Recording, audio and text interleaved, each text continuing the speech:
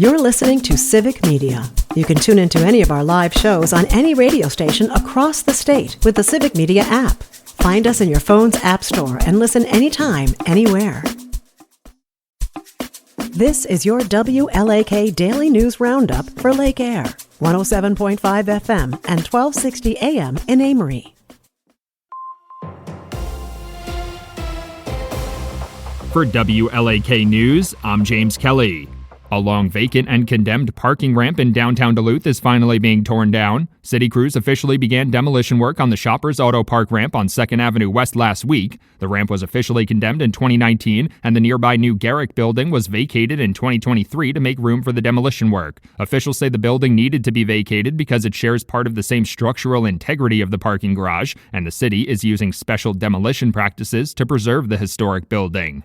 Renovation work has officially started on the Vaughan Public Library in Ashland. Crews are currently working to restore the brick and mortar conditions of the building, which was originally opened nearly 140 years ago. When the renovation project is finished, the library will feature improved lighting, heating and cooling, electricity, and connectivity. Officials also say the renovation will include the creation of a community gathering space and more space for library collections. Construction is currently scheduled to wrap up next March. A group of state Republicans are asking for over $2 million to study the potential for nuclear power in Wisconsin. The group is proposing legislation that seeks funding for a nuclear power siting study, the creation of a full-time position focused on pursuing nuclear power options, and the organization of a nuclear power summit at the University of Wisconsin-Madison. Another proposed bill would create a 9-member board that would meet 3 times each year until 2030 to organize the summit and promote achievements in the nuclear power field. Officials are reminding area youth to register for the upcoming Barron-Polk County Tractor Safety Certification Program. The program will be held from June 16th to 19th at Barron High School and seeks to teach Wisconsin kids between 12 and 16 years old how to safely operate a tractor on public roads, identify hazardous situations, and reduce the risk of injury. Attendees will receive hands-on training opportunities through the program and must participate in 24 hours of instructional training before passing a written and practical driving test. A recent poll found a majority of Wisconsin voters are confident in the accuracy of the 2024 state election process. According to a TMJ4 report, the poll found about 78% of voters were very or somewhat confident that votes in the 2024 election were accurately cast and counted. The study also found that the overall level of confidence and accuracy was even higher for the April 2025 election. The poll, conducted by the bipartisan Democracy Defense Project, comes as President Donald Trump repeats claims that the 2020 election was rigged. A new law in Wisconsin will allow bartenders to obtain a statewide liquor license rather than obtaining a new one in each municipality where they work. Officials say the law seeks to help bartenders working multiple jobs in different regions, making it easier for them to find work and for businesses to hire more staff. The license vetting process would be conducted by the Wisconsin Department of Revenue and be as thorough as each municipality's process. Bartenders with previous local license issues could be ineligible for the statewide license. The wife of Superior Police Chief Paul Winterscheidt has filed a lawsuit against the city and former police captain Thomas Champagne. According to the lawsuit filed last month, Michaela Marie Lorette claims Captain Champagne illegally tracked her squad car and she was not given appropriate privacy while expressing breast milk when she returned to her job as an investigator following her pregnancy. Superior Mayor Jim Payne recently said the department is dealing with urgent internal struggles and requested $50,000 for an outside review. Wisconsin Congressman Tom Tiffany says he plans to reintroduce his bill to make the Apostle Islands a national park this session. The bill was originally proposed last summer, but was never seriously considered amid pushback from the Bayfield community. The original bill also featured little detail on issues like road improvement projects, housing needs, or the potential effects that increased tourism could have on the area. If eventually signed into law, the Apostle Islands would become the first national park in the state of Wisconsin.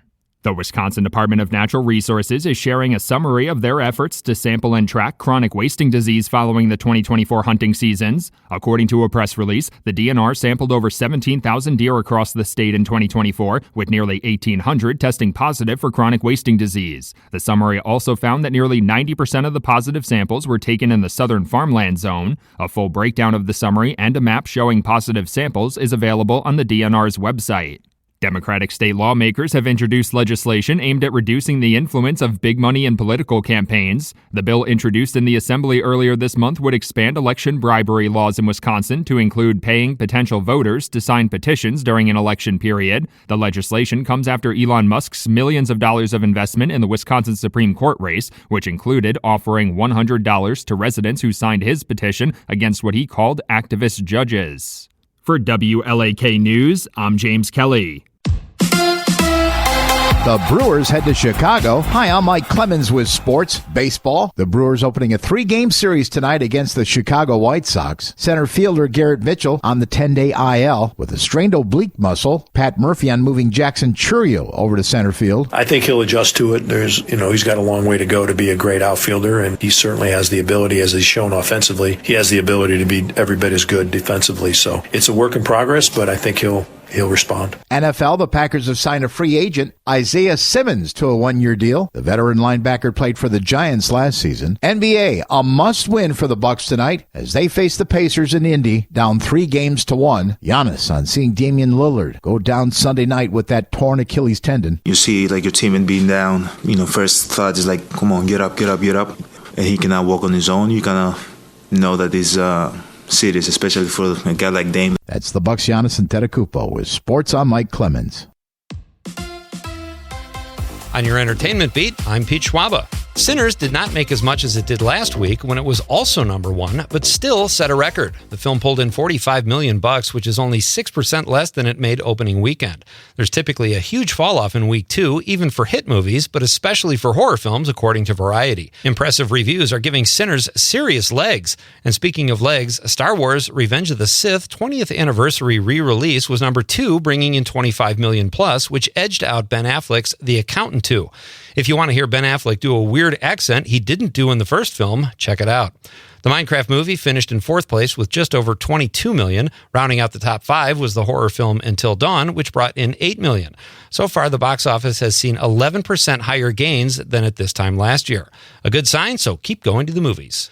The new Hunger Games film, Sunrise on the Reaping, is in pre-production high gear.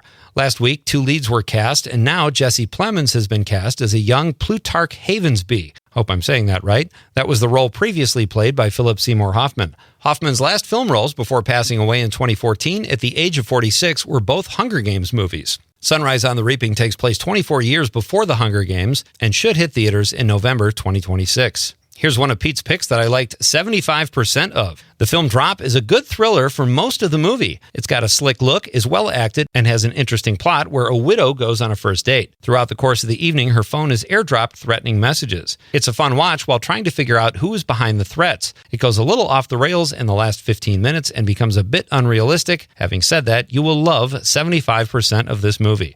Robert De Niro won an Oscar for his portrayal of a young Vito Corleone in The Godfather 2. It might never have happened if he was not rejected for a part after auditioning for the first Godfather. De Niro auditioned for the role of Sonny Corleone, which went to James Caan. At a ceremony in Los Angeles last week honoring Francis Ford Coppola, Bobby D thanked the famous director for not casting him in the first Godfather, saying it was the best job I never got. If you've got some money burning a hole in your pocket and are in need of a used couch, you might be in luck. The original couch from Roseanne will be auctioned off. The couch is expected to draw a $10,000 bid to start, but could pull in as much as 40 to 60 G's. Just FYI, this is the same couch on which John Goodman gave Roseanne a foot rub. But rest easy, the winner of the auction will receive a complimentary bottle of Febreze. For more showbiz fun, tune into Nightlight with me, Pete Schwaba, weeknights from 6 to 8 p.m. on the Civic Media Radio Network. Mostly cloudy this morning, becoming sunny this afternoon. Our high today in the mid to upper 50s. Tonight down to 34. Tomorrow, partly cloudy with a high near 63. Some showers are possible tomorrow night into Thursday. I'm meteorologist Sean Cable. Right now, it's 39. That's your WLAK Daily News Roundup from Civic Media. Subscribe to this podcast on Spotify, Apple, or wherever you find your podcasts. Find more news at lakeair.radio. The national news cycle never stops, but it can be hard to find news about your local community. Civic Media is dedicated to providing quality local and state news coverage across Wisconsin. With the Civic Media app, you can get notifications about local stories that matter to you and your community. Find the free Civic Media app in your phone's app store and choose notifications from the menu to tell us what kind of news you want to hear about.